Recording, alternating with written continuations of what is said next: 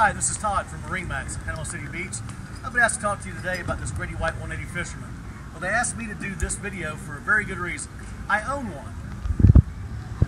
In 2014, I bought a brand new Grady-White 180 Fisherman from MarineMax, of course, and I've got about 550 fun-filled hours on it now, and I can't imagine the small boat I would trade it for. This little boat is fast and fun, and with the CV2 hull, which is proprietary to Grady-White, it'll run rings out of around most 20 or even 22-foot boats.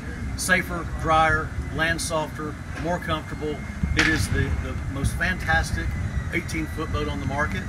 It's big enough to go offshore 15 miles and not be scared, and it's small enough to get in the bay, do some flats fishing, and very comfortable to hang out at Shell Island because you can get up in less than 2 feet of water.